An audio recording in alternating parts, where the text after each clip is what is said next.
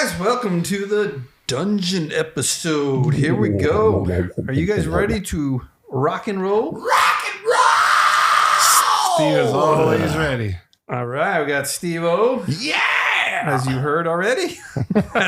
C. Blime off to my right. I'm here. Wait a minute. Wait. Are we missing somebody tonight? Wait, what? What? I was getting there. We have one MIA. Missing in action, Dano. Oh, Dan, the Danimator. Where is Dan? You know, I don't know where Dan is. He said He's some good. kind of like birthday, anniversary, Christmas, He's deep in the dungeon, Hanukkah, torturing Easter. some poor soul with death. AKA my wife didn't let me come. Yeah, pretty much. So, he's got to get his priorities straight. You know? Rock Indeed. and roll. It's a good thing she doesn't listen to the At show. the top. Well, let's kick it off, guys. We got a good episode tonight. We're going to be talking about do an album review. We're going to do our top 4 live albums. Ooh. We have an album battle, and we're going to talk about the bands that we missed the boat on. All right. So, we ready to kick this off? Ready. Yes. What do you say we We'll kick it with start a with kick. a little bit of bourbon whiskey? All right. All right, we're going to do Seven Devils. Seven Devils. It's barrel proof, straight bourbon whiskey from Koenig Distillery out of Idaho. It's a This is Idaho whiskey. Wait a minute. I didn't realize that Idaho was a distilling capital. Apparently it is for this one. All right. So they've been around. Whiskey? This one we're doing tonight is a 20-year company, and this is to celebrate it. So kind of rephrasing that, this is 8 years barreled, but the company's celebrating its 20th year in business. So this bottle here will commemorate that distillery's opening. All right. So And we will commemorate it. we will. Indeed. So 117 proof, only 3,400 bottles made, Goodness. and they only made 15 barrels of this particular. Oh my one. goodness. So Wow. It's a been- rarity. been It is- aged this is and, a rarity. So here you go. Cheers, fellas, All to a right, good Rusty. show. Hey, Dan.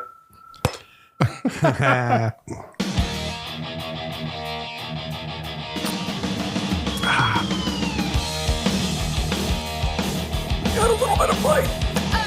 Oh, you got to withhold the oxygen. I'm feeling the heat on the way down, but that's Yeah, it's warm on the way down, but it didn't really is burn warm. in my sinuses at all. Did not burn, but it is warm. Yeah, it's warm. It's It's something for that good Idaho cold weather when it's freezing or snowing out there. indeed. this Yeah, would do it. definitely be a good cold weather whiskey. Yes. There is Do some, not administer the alcohol unless you want the burn. Caramel with a little bit of hints of vanilla in there. I got it. A little bit of burn. Yeah. I got it. It's tasty though. I got it. It was good. I recommend it.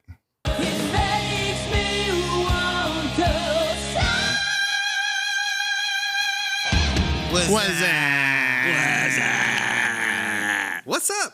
All right, we gonna hit the what's up part of this episode here, and we're gonna be talking about an album review. And this album came out this year, as a matter of fact, and it's from Stryper. Stryper has this one's "To Hell with the Amps," released on May 10th, 2024 on streaming platforms, July 19th on CD. So this is Stryper's first acoustic unplugged album. A little bit of play on words from those of you that are Stryper fans from the 1986 album, To Hell with the Devil. And there will be a DVD available on this one that will feature a live performance of the album. So there's 11 songs on this album. But first time ever recorded for them was Amazing Grace, which I would think they've probably done that before, but apparently not as far as on the album, I'm Yeah. saying. So anyway, the acoustic work on here is stellar. I mean, it's pretty amazing what Oz was doing on here. The solo on Loud and Clear.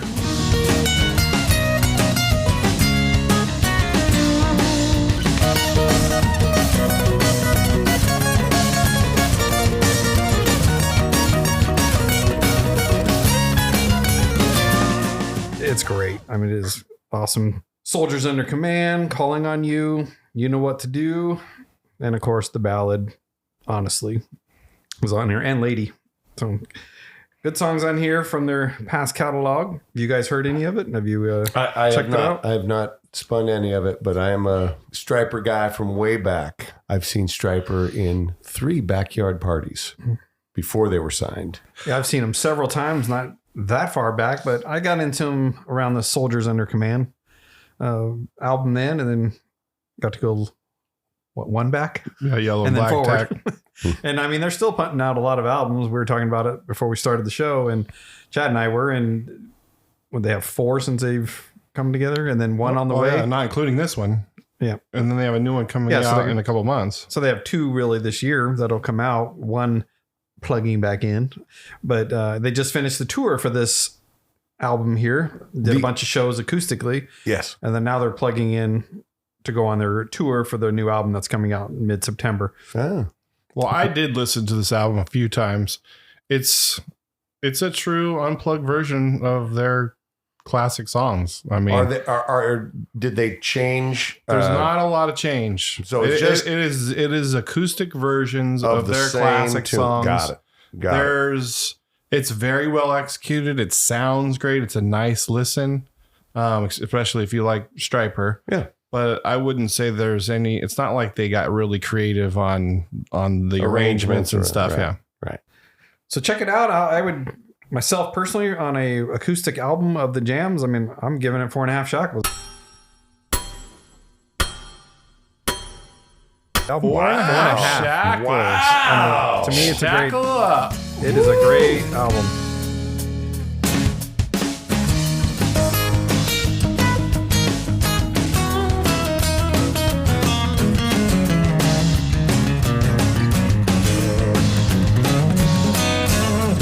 Highly recommend it, and then get the new one coming out. What's that new one called there, Chad? When We Were Kings, right? Yes, when we were kings. So I'm looking forward to that one coming out too. Maybe we'll do a review on that one as well. 4x4. 4x4. 4x4. 4x4. 4x4. All right, time for 4x4, and we are doing live albums tonight. Wait a minute. Isn't it really a 3x4 tonight? Yeah, it's a 3x4. It's okay. It's a All right, we 3x4. can still build a house with a 3x4 I've trust me. So we're gonna try this. I've done it with our fallen hero, away from us today. I can say choose for him if you would like. I say cheers to Dan. Cheese. Cheers. If you would like, I could choose for Dan, and then we'll put him in. And then we can argue why he's wrong.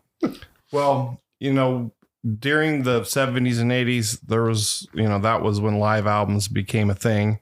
And there was a lot of live albums that would be considered classic. There's not very many modern live albums that are considered classic because now, bands practically with the technology now can put live albums out every single tour, or Yes. at least something you can go watch and stream, and it sounds excellent. So there's not like, oh, this show at this location like it was back in the old days. So we're pulling from the old days. Now, I don't know how you guys did, but I personally, and this wasn't a rule, Yes. but I personally left Kiss off the list. What? Wait a minute. Okay, hold on. Time it. There's no way. There's no way. I can only pick 4, and as I started going, I had Kiss Alive 2, number 1, Kiss Alive 1, number 2, and Kiss Unplugged, number 3. So I was like, let me just not include Kiss and talk about a few other awesome live records. I'm sure it'll get covered tonight anyway. Oh, hey, you just never know. Because I'm telling you right now, my list that I thought was rock solid is literally in flux right now. So I did the same thing. I had Kiss on there, and I actually have it off the side, like Kiss Unplugged. I had it up there. I mean, the Kiss Alive 1 and 2, how live were they really? So I mean, it was partly in that's that. every It's still live called record. live. Yeah, I know. They go back They and played go it over. live. They recorded it Every live. live record is touched up. I understand. Rusty, Number what's your number 4? Number 4, Van Halen live right here, right now. Oh, right here, right now. Wow. Okay. I mean, it was going like Live Without a Net too was another good one for them, but well, Van Halen's got a couple of good ones. live right here, right now. Of course, those Sammy years, both of them. Yeah. Number 4, the verbal write-in, Unleashed in the East, Judas Priest. That did so much for my soul. That is a great heavy metal live record. Heavy. That's a good one. My number 4, Scorpions Worldwide Live. You know, everything they did at that period and everything they put out. And, you know, there's a whole documentary that goes along with that. And it brought me a lot of joy at the time and still sounds great. All right. Number 3 for me was the Dirty Boys of the Underground, Kicks, live in Baltimore. Really? I don't think I've even heard that record. So my roots, you know, are from Maryland originally. I was born in DC, but so Maryland, Kicks was the hometown heroes. I mean, they were playing Hammerjacks, and I mean, they were sold out wherever they went there. You know, I'm not talking abroad, but I mean, they were such a huge kings of band. their local scene. They were. I mean, they were just such a big band in that area. And Hammerjacks was just an amazing bar. Number 3. Again, I'm in flux, but it's Live at Leeds by The Who. Some say Classic record. some Hugely say classic. that is one of the greatest live records. Who exactly?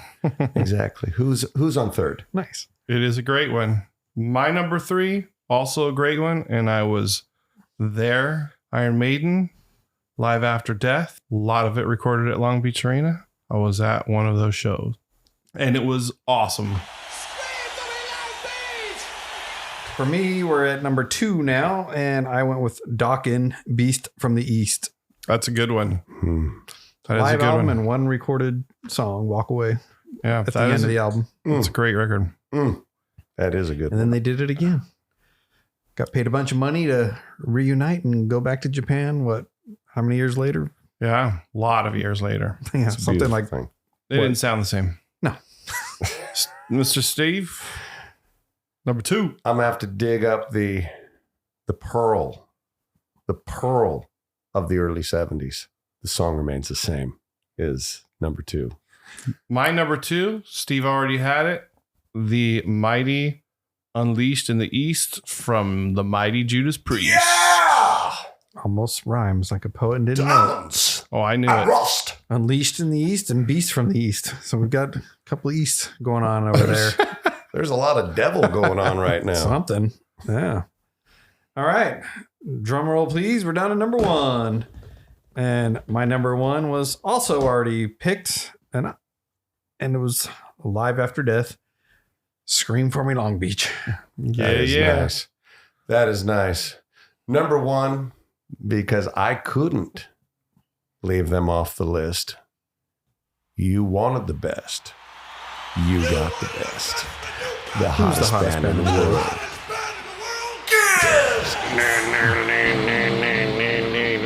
So a live one? 2. Alive 2. I'm with you, brother. Alive 2. I am an Alive 2 guy myself. Well, my number 1, again, like as Steve already said, the number 1 live album of all time, the song remains the same. Led Zeppelin. There is so much intertwining. This is beautiful. We haven't let Dan go, and he gave me his choice. And he said, number 1, if Wham were to have an album, it's number 1. So there you have it. But some honorable mentions. It's like we're in the 80s. Black Crowes at the Greek Theater 2012 with Jimmy Page. Oh, yes. So I would say honorable mention for me. I'm sticking on that same vein of the earlier part of the segment when we're talking about Stryper, To Hell with the Amps, Tesla's 5-man acoustical jam. That was a good one. And then AC/DC, If You Want Blood, You've Got It. Yeah, I was a little surprised that neither of those were on your list. I was expecting to see one or both. I just want to give Kick some love. You know, they don't get much love. So that was some love. Kick some that love. was a curveball right there on that one. That was Hey, what nice. about Tokyo Tapes, Scorpions? Indeed. Great one. You said Exit Stage Left. All the World's a Stage. All the World's a Stage great belongs to Rush live record. Of course, you can't forget the all-timer Cheap Trick live at Budokan and the classic Deep Purple Made in Japan. Made in Japan. We were talking earlier about the Ultimate Sin. Yeah, Ultimate Ozzy, that Sin. was a good, little song. different. You know, that's kind of a unicorn in the whole lifetime of Ozzy Osbourne. Randy had just died, and suddenly there's a live concert that's going to become a live record of Ozzy not even doing Ozzy Osbourne songs, doing Black Sabbath songs with Rudy on bass, Tommy Aldridge on drums, and now Brad Gillis, who replaced Randy's playing guitar. What a oddball. I mean, I love the record and I'm glad it happened, but what a strange thing. Well, do you think that contractually they may have had something going, like they had tunes in the hopper ready to go, like the the Diary stuff was? Well, they were touring the Diary stuff when Randy died, and they continued the tour with Brad. But so what I'm getting at is, like, contractually there was stuff getting ready to go, and Ozzy said, no, like Randy, to not necessarily put out a posthumous Randy Rhoads record. Yeah, you mean like a quasi greatest hits album from the record company, right? Where this is the greatest hits of Black Sabbath, who Ozzy used to sing with, and here he's singing with his new band. Yeah, totally could have been that. Well, we're going to talk a little bit more about Ozzy in an upcoming segment, so let's go.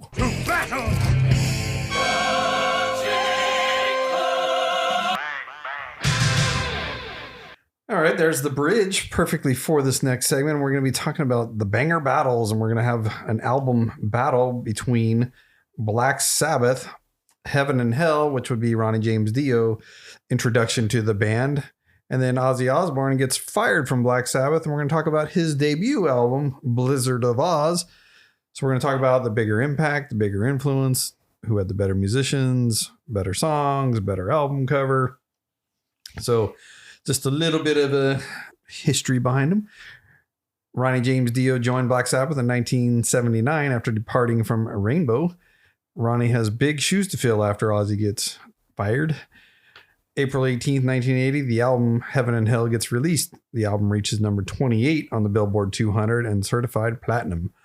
Certified silver in the UK. Originally, this album started with Ozzy, but as Tony Iommi says, his recordings with different lyrics to Children of the Sea, Ronnie brought a different sound to the band, and Heaven and Hell are Black Sabbath's third best-selling album behind Paranoid and Masters of Reality.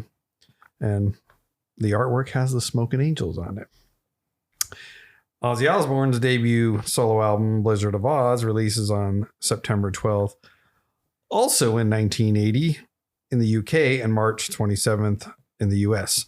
So Rolling Stone magazine ranked this album the 9th on the greatest albums of all time, in part because of the late, great Randy Rhoads guitar work. Randy is featured on the Ozzy's first two albums prior to his death in 1982. Such a short lifespan there. I mean, what he accomplished in such a short period is amazing. This album goes 5 times platinum in 2019, with the song Crazy Train still being played at major sporting events. Ozzy on the cover with a cross in his hand laying on the floor. This album has sold over 6 million copies, which surpasses his best-selling Black Sabbath album, Paranoid. Do you guys want to know the song list? You know them pretty well, or I can read them off? Not pretty well, but just for our listeners, battle them off, please. All right. Heaven and Hell, Neon Nights, Children of the Sea, Lady Evil, Heaven and Hell, Wishing Well, Die Young, Walk Away, Lonely is the Word. Blizzard of Ozz, I don't know, but I do know because that is the song. I don't know. Crazy Train, Goodbye to Romance, D, Suicide Solution, Mr. Crowley, No Bone Movies, Revelation, Steal Away. So, what are your guys' thoughts? Who had the bigger impact? Well, That's according to Rolling Stone, Ozzy did. But I remember thinking that when I heard Heaven and Hell all the way through, I went, they finally got a singer. Well. They finally got a singer. You know, Ozzy brings his own thing. It was more of a sound of rebellion and just angst in what he's doing, where Ronnie James Dio is a pure Vocalist. singer. Yeah. He's a vocalist, and hearing a vocalist in that context of the tunes are still heavy Sabbath tunes, and you got a singer now belting them out. Wow. Yell the wind, though the wind won't help you fly. Oh, your back's to the wall. So the bigger impact is then Black Sabbath? Yeah, bigger impact for me, just personally, is I'm a Heaven and Hell guy. And for you, is this when the first time you heard Dio, or had you already heard the No, Rainbow stuff? I knew Dio from Rainbow. Okay. I knew Dio, and it was like, wow, this is Oh yeah. for me. This was like, this is a super group now. Well, both of these are just crazy. insane records. Yes. Black Sabbath already by 1980 is known as the godfathers of heavy metal. They're the OGs of the genre. They've been around for a while, and now all of a sudden, a couple albums that are a little different or are off course from what they're doing. They break up, and wow, what are they going to do? And here they both pop out with these records in 1980. Right. They're both phenomenal. Bigger impact for me, definitely personally, I would say Heaven and Hell. That's one of my favorite records of all time. But I would say Blizzard of Ozz has the bigger impact just because that's when Randy was introduced on the scene. And he had a huge impact and still has a huge impact that I think supersedes anything from Heaven and Hell.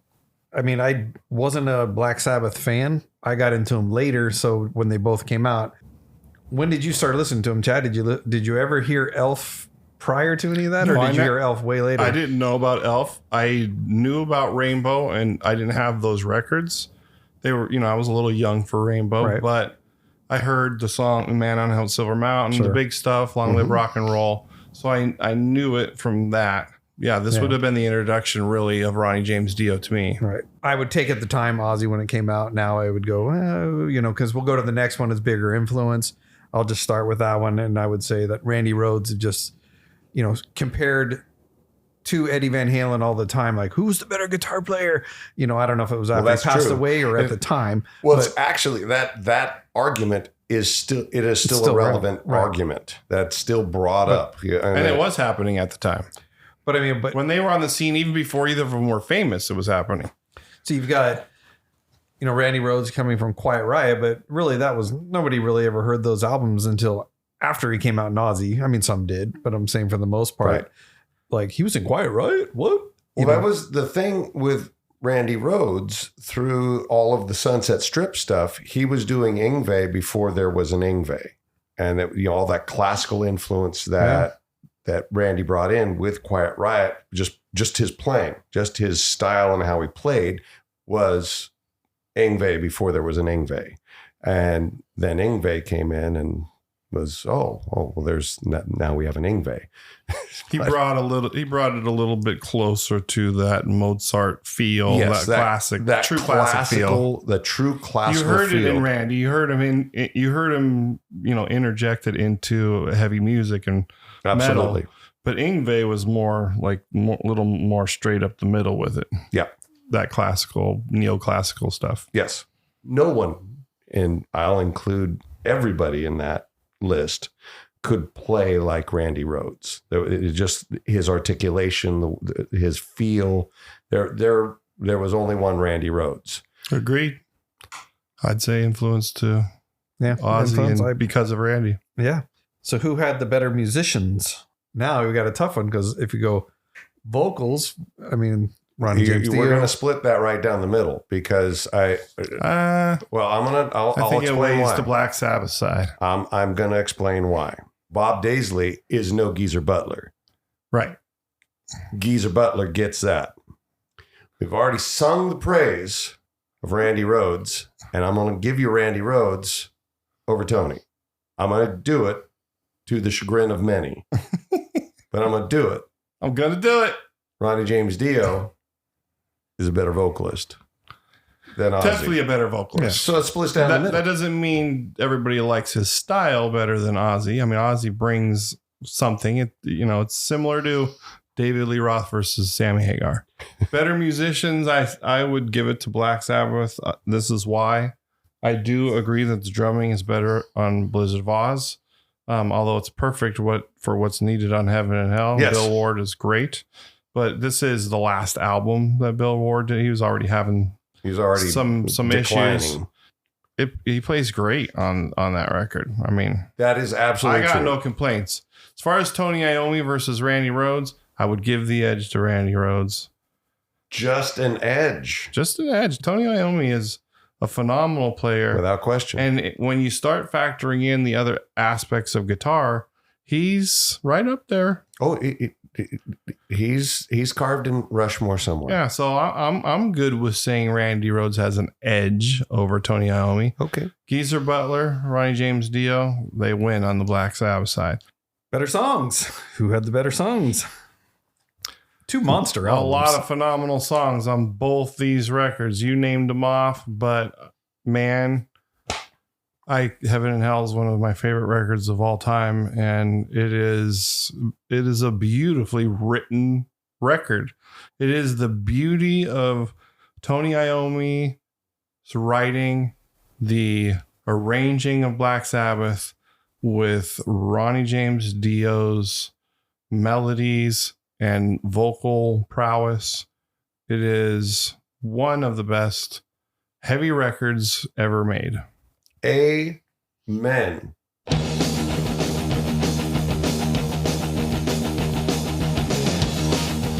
Amen. And that work of art is meant to be enjoyed from the big side of side one to the skinny side of side two.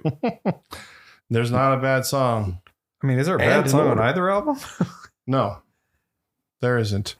Which one had the better album cover? The most important part of the whole entire segment. here. Another couple good ones. And both of these at my age when these came out were scary Mm-hmm. album covers. This was around the time that I was in 8th grade, and there was all the media hype about backmasking and a lot of devil talk and all that stuff. And I actually had a science teacher during class, took the whole class to show us backmasking and like what was happening, like almost warning us kind of a thing in school in 8th grade. That's And awesome. It scared me.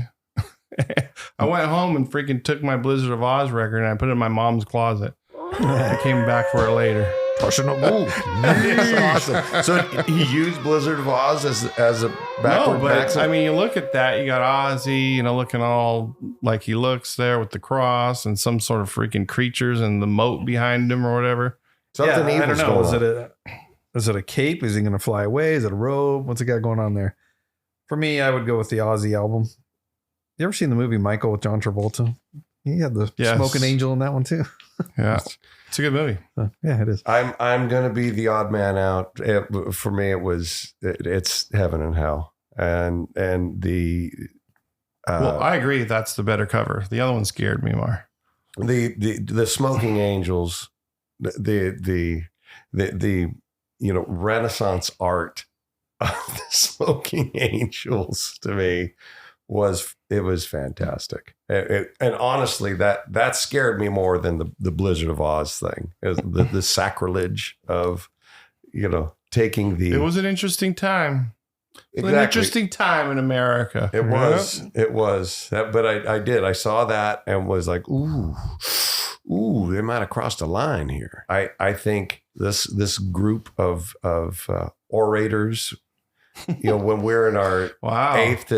eighth grade experience, 8th to 10th grade experience,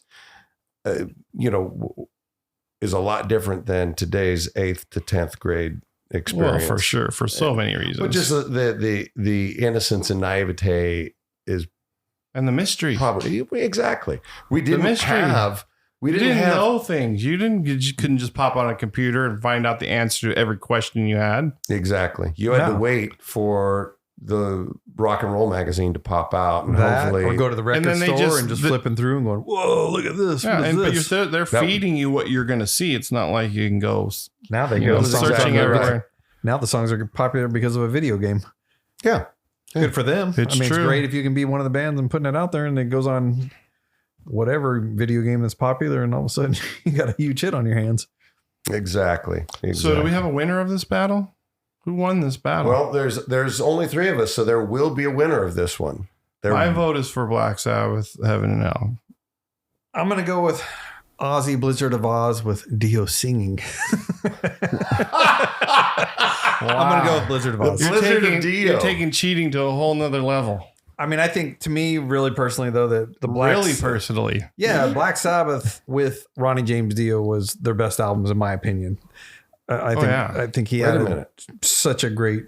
I'm going with Ozzy. Is this a song? Okay. So you're picking. I'm picking Ozzy. Blizzard of Ozz. Yeah. The winner. Just the impact it had on me as when that album's coming out way back when. Yeah. Well, yeah. Me too. So the winner today is Black Sabbath, Heaven and Hell. And Dan picks Heaven and Hell too. So This is the featured subject. okay, our featured subject tonight is what we're calling lovingly I Missed the Boat bands. And so what are we talking about there? What we're talking about is we're talking about bands that for some reason or other, we didn't have their discography. Maybe it was our age. Maybe it was what we heard from them just didn't grab us. Whatever the hits and singles that were released didn't grab us. But we missed the boat when they were in their heyday or, everybody was loving them. But later, when we went back, not only did we listen to them and discover them, but we actually became fans. So how'd you guys approach this?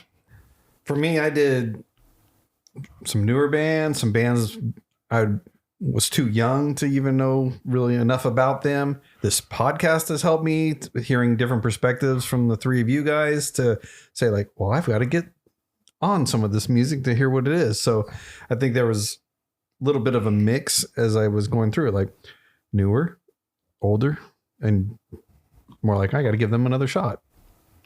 All right. Well, do you have a ton of them or just a couple or a few here? I threw like 5 or 6 down. All right. And you about the same? Yeah, I have a small handful. Yeah. Okay. So why don't we go around and let's discuss what's first on your list, Rusty? Slipknot. Slipknot. So what turned them? Why didn't you get into them when they first hit? A lot of the stuff, I mean, for my favorite style of the music was that the hard rock of I hate 80s. the term, the hair bands, the glam, whatever you want to call it. But that was my, the music, and I still really like it today. So, the harder stuff I just wasn't that into, except for, some of the big four would be 3 of the big 4 I liked. The Panteras I liked. So it would just depend on which one, where we were at on those. So, but I'll have one of those big 4 I will mention as the next one. Okay. Interesting. For me, the first one I'm going to go with is Pantera. And for me, it was just a boat that I missed. It was a boat that came and it was actually something that we've talked about before. It was when the season of life was in that, married, kids coming. So you're talking 90s Pantera you missed. Yes. Cowboys from Hell. Yes. Walk was huge. Exactly. And then coming back to rediscover it, it's not only did I like this stuff, I love this stuff. And but that was a pure boat missing. It was because of the season of life. I wasn't even in the harbor near the dock on that one. Yeah, there's a lot of reasons why, you might miss somebody, but for Pantera, for me, I heard Cowboys from Hell as soon as it came out because I was a huge Pantera fan, but Cowboys from Hell was not Pantera. It wasn't the Pantera that I knew. I didn't really receive it at the time. I mean, I loved Diamond Daryl's, and at that point now it's Dimebag Daryl. I love the playing, and I did listen to all of it, and it was great. But the vocal stuff on that style of music was not hitting for me. Yeah, so it's funny because for me, for Pantera, I didn't miss the boat on that wave part with the '90s. Meaning, it was, Cowboys from Hell. I think it's one of the best licks. For an intro to a song, that thing is amazing. Which is funny because I just said a second ago that the glam and this was like total opposite of that. But to me, that thing was great right out of the gate, where I didn't know Projects in the Jungle and all that stuff from Pantera prior to Phil Anselmo joining the band. So I didn't, here I am listening to that style of music and didn't know of Pantera. So, I mean, to me, the newer Pantera is much better. No. All right. My the first one I'm going to mention, and it's definitely the biggest one for me, is Dream Theater.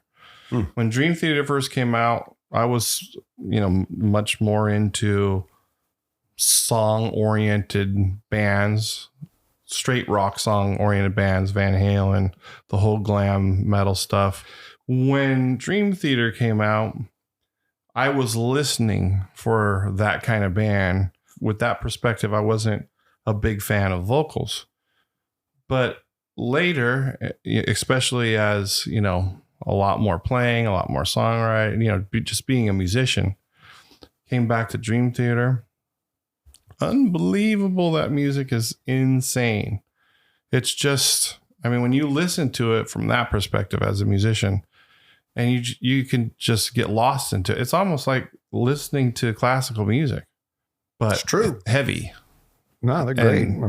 Oh man, I am a huge fan of Dream Theater, and I let them go right by me in the late 80s and 90s. So I jumped on that just because of the one, when Pull Me Under comes out, and it was more of that radio type song. So I got that album, the next one after that, and then kind of lost it after that. But I could see totally going back to that band and listen to. I do have the new one, so but I could hear, I could see that. Yeah, that makes a lot of sense. I didn't write down Dream Theater, but I have kind of the same experience. Yeah, they were a musician band. You want to? Oh yeah, virtuosos throughout, and they're phenomenal. Yeah, and they're mind blowing. It's like most bands I can watch and I know what they're doing. Whether I can do it or not, I know what they're doing. I know the notes are. I know how they're doing it, and I could probably calculate how long it would take me to try to pull it off. Dream Theater is sometimes beyond my comprehension. Yeah, there's stuff going on there that doesn't seem possible. To just do it so clean and so well and for so long. It's a feat to play a Dream Theater song. Yeah, what else you got? So for me, what I go back to when I was talking about the big four, I listened to Anthrax, Megadeth, and Metallica, but I didn't get into Slayer until later. So I missed the boat when they were in that genre, when those bands were blowing up. So Slayer, Seasons of the Abyss. Interesting. So with your big four submission, I'm going to bring in my big four submission. Because I was around at the time that Metallica was getting booed off of stages and not making it in LA, I never gave them a fair shake. Never gave them a fair shake. Yeah, because of your experience. My experience. You were in that glam scene, that Sunset Stream. I was in that Sunset Strip scene, and it did not jive with what Metallica was bringing. Right. And they knew it too. And they knew it. And they went to the Bay Area, thanks to Cliff, and said, and thrash was born.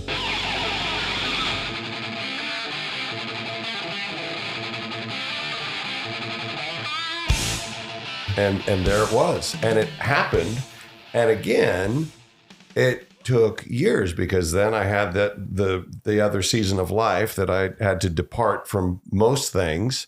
When coming back to re-experience the music that I've missed, I go, you got to be kidding me. This is one of the greatest bands, literally. And discovering it as someone that was a hater, and then saying, no, I was wrong. I was wrong. This is really good stuff. The cool thing is you got more albums to listen to then. That's right. That's right. That is cool. Deeper catalog. And a band I know that is, you're one of your beloved bands, Steve, that I didn't catch the bandwagon. And this was largely because I was young, but I think it's also because of maybe the style of music at that time. But 70s Aerosmith, I missed the boat on Aerosmith. To me, Aerosmith was Dream On at that time. That's what they were. Yeah. And I didn't really discover really getting into the 70s Aerosmith records until after 2000. You know, Aerosmith became, 80s and 90s Aerosmith to me. Right. And So not even Sweet Emotions, Walk This Way. not even had I heard them. No, I knew you've heard them. You had to have heard Well, them. back then, yeah, they were kind of around. there wasn't like a yeah, I thing. mean, that was Aerosmith, but I missed the boat on the whole. Those were 70s the were tunes. Those great. were the tunes that was regular rotation Right. songs. But this is the era, and they are one of the definitions of an album rock band. Okay. All the other songs are the great songs. So many great songs and albums from them. For me, it was a banger battle we just discussed, and I'm going to Black Sabbath. I didn't really get into the Ozzy era for that. I mean, not that there were bad songs. It just wasn't striking the you. voice didn't do it for me Right. in there. And then when Dio comes out in it, then it's like, oh wow, this is a cool band, you know. So it's a different vibe. But then yet when Ozzy went solo, to me that was awesome. I mean, I loved his solo stuff going forward. I just wasn't into the Black Sabbath part. So That whole catalog of records was scary to me back at the time. Right. The whole Black Sabbath catalog. Oh yeah, Yeah. Well, you had the first album, Paranoid. I don't know what the heck's going on with that album cover. That thing's lame. Sabbath, Bloody Sabbath. acid. Remember Sabbath, Bloody Sabbath?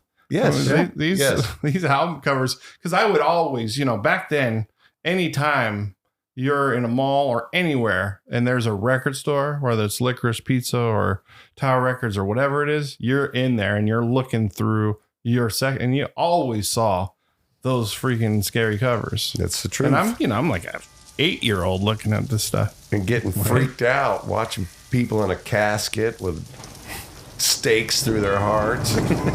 Going, what in the world is happening here?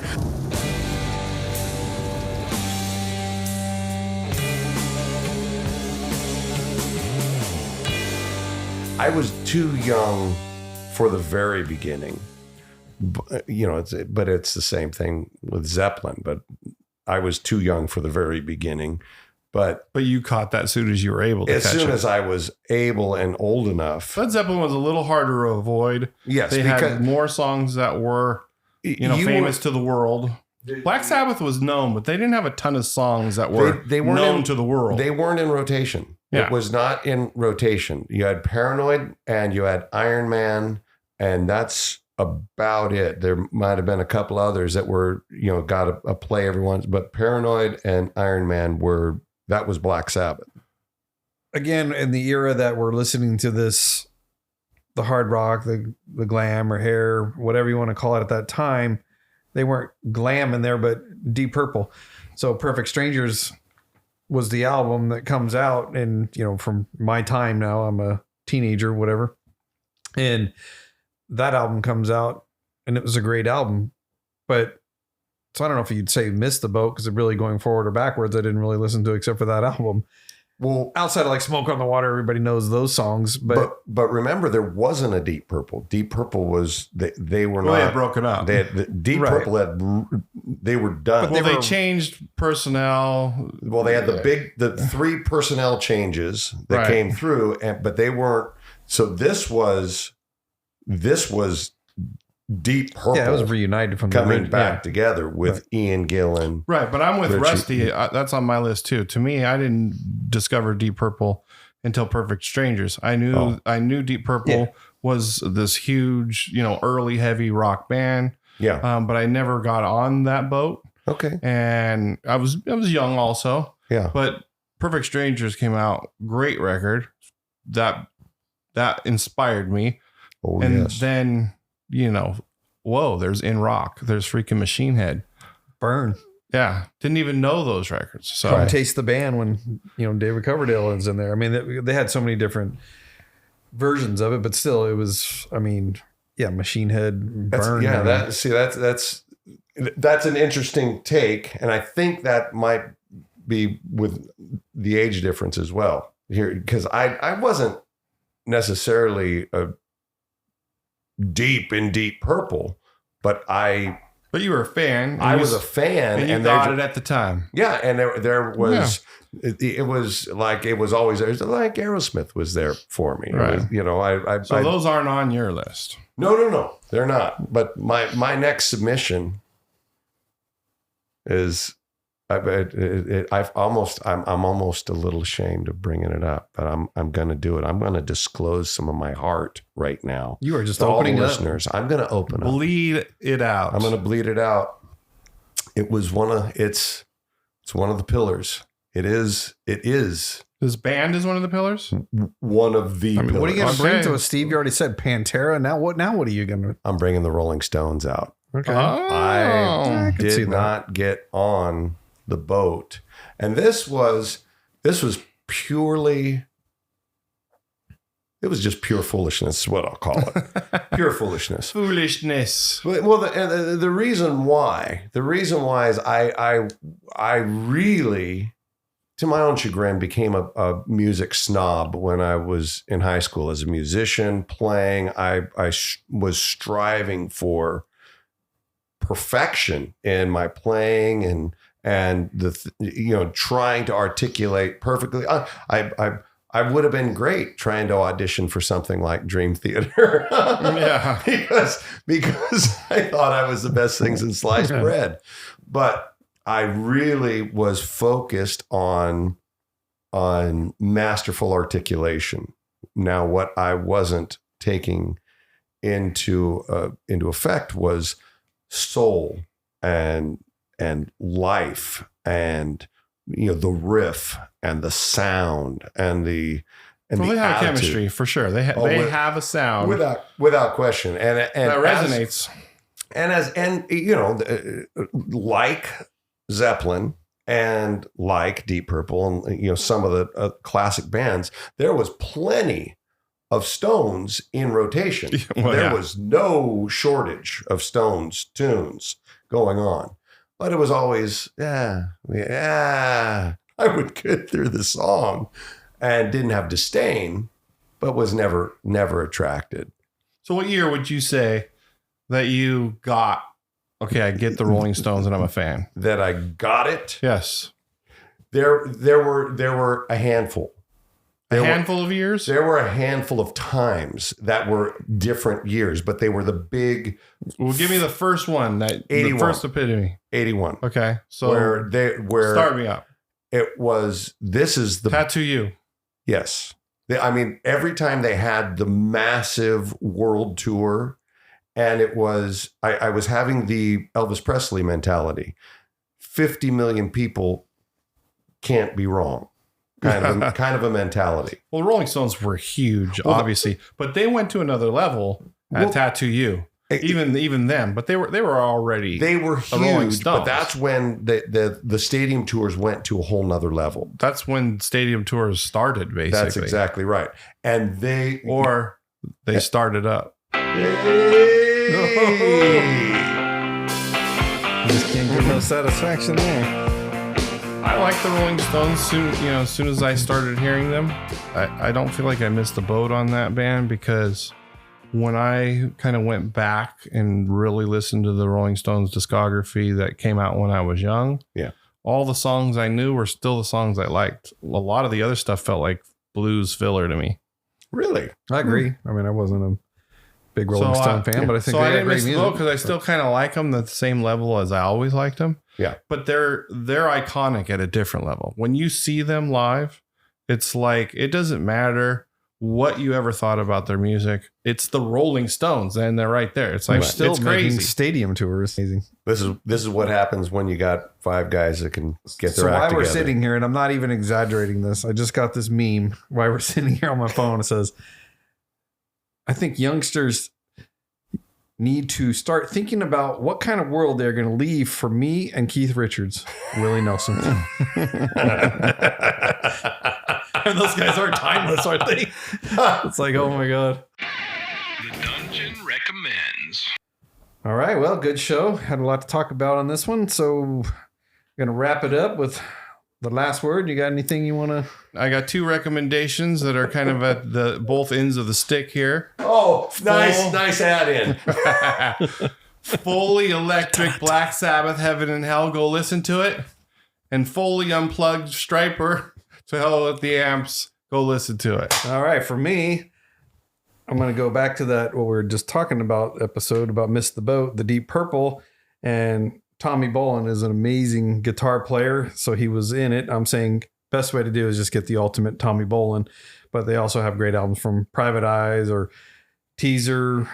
He was in the James Gang. He was in Deep Purple, Zephyr, or just a straight up solo stuff. So check out Tommy Bolin.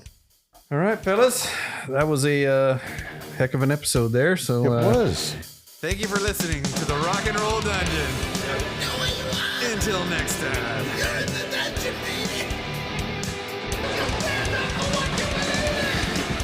Welcome, Italy. Tell your friends.